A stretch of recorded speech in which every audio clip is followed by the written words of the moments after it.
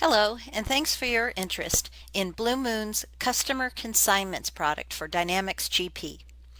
Customer Consignments gives you the ability to track goods sent to a customer in advance of payment and includes the process of shipping the goods to the customer, tracking all consigned items at a customer site, also processing the invoice for the sale of those items, and handling the return of unsold items back to your inventory.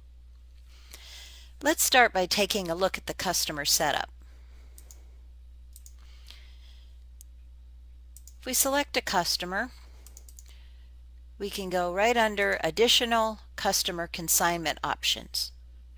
We'll see here whether the customer is allowed consignments or not.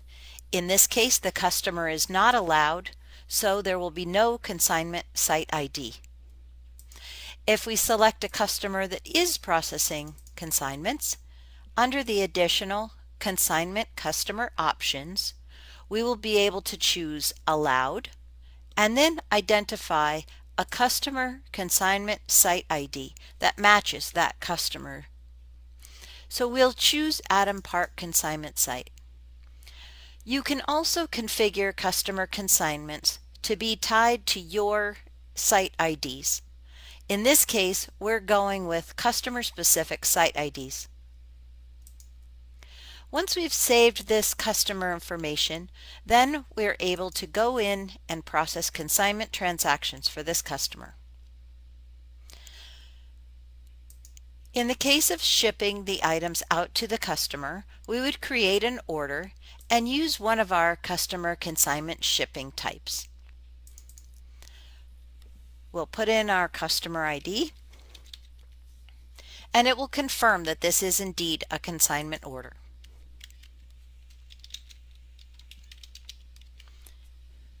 We'll add our batch and process our transaction. You'll notice that as I enter the item in, the price to the customer will be 0. That means that we're just shipping the items to the customer. Once they subsequently sell the items, then we will process an invoice for the amount of the items. We can save this, generate any picking tickets that we need to get that particular order picked and shipped to the customer, and then once that is complete, we would transfer that from an order to an invoice. You'll notice as well on the invoice that there is no price, and then we'll save this invoice and post it. Upon posting, there will be a transfer that occurs between the warehouse it's being shipped from and also the customer's consignment site, and therefore putting that item into the site ID of the customer-specific consignment site ID. If we go to inventory and look at the inquiry for that item, we will see that we have quantity in that location.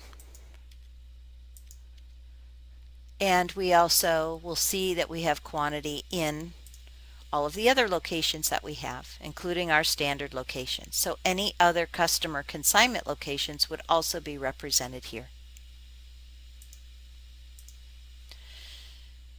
Once you're notified by the customer that they have sold the item, you would simply go back into sales transaction entry and process an invoice to invoice the customer for that sale. You'll choose a customer consignments invoice. We'll select the customer. We'll put that into our batch.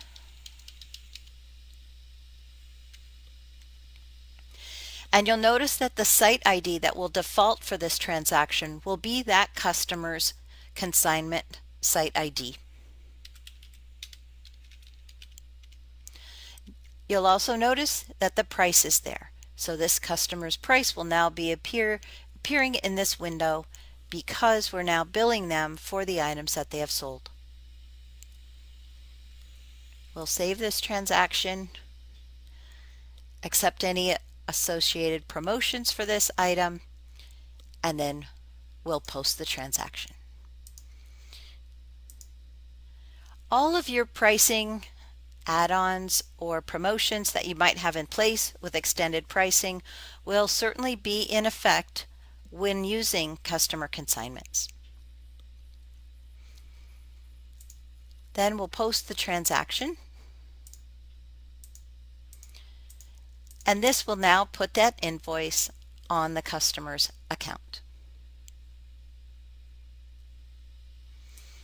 You'll also see that it will pull it out of the Adam Park consignment site ID.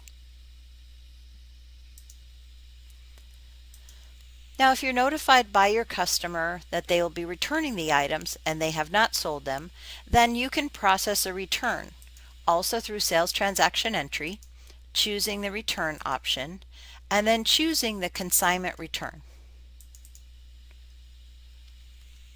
Select the customer, and it will confirm that this is a consignment return.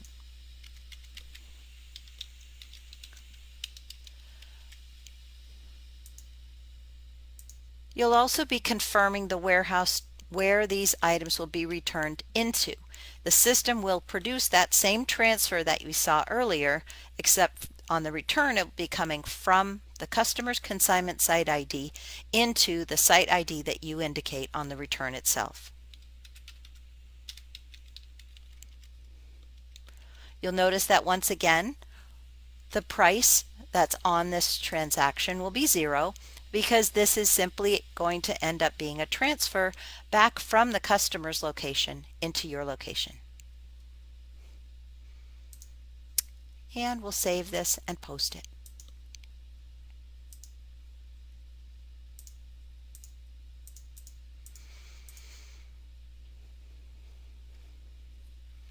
This will show the return being returned into the warehouse. And then if we go back to inventory, and this time we'll open up the item stock inquiry for this item, we'll see all of the different transactions that have been initiated by the site for this consignment customer, as well as to and from the warehouse or other in-house locations that you might have. You'll see the transactions will have a prefix, so it'll be very clear to identify the consignment transactions. And by using the customer-specific site ID, you will also have access to all of the tools that you would within the inventory module, such as a stock status report, a historical stock status report, and also inventory checklists. So if you need to periodically confirm with your customers what's on site at their location, you could send them the inventory checklist that will show just for their site ID what items that you expect them to have at their location.